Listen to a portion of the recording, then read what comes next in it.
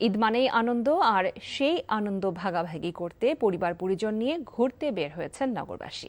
ফাঁকা শহরে জাতীয় চিড়িয়াখানা ঠিকই দেখা গেছে মানুষের ভিড়। দর্শনার্থীদের আগ্রহের কেন্দ্রবিন্দুতে ছিল একটি মহিষ, যার নাম ডোনাল্ড ট্রাম্প। সকাল থেকেই পরিবার পরিজন, বন্ধু বান্ধব ও স্বজনদের নিয়ে চিড়িয়াখানায় ঘুরতে আসেন নানা বয়সের মানুষ।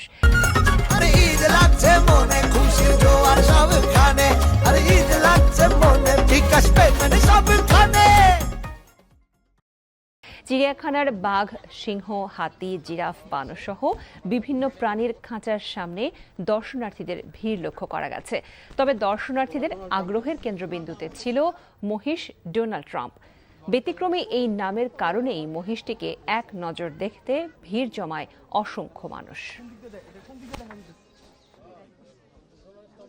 আমেরিকার ডোনাল্ড ট্রাম্প ওনাকে বাস্তবে দেখতে পারি না, তার পরিবর্তে ওনাকে এখানে এসে দেখতেছি, অনুভূতি অন্যরকম লাগতেছে, মজা লাগতেছে। এতদিন যাবত যেটা নিয়ে আলোচনা সমালোচনা হচ্ছে, তাই জানলাম যে চিড়িয়াখানায় আসছে, তাই শুনে সেজন্য মূল আকর্ষণ হচ্ছে এটা। ভিন্ন ধরনের জনগণ যাকে আকৃষ্ট করতেছে, এটাই আমাদের আনন্দ যে জনগণ খুশি হয়েছে এটার ব্যাপারে।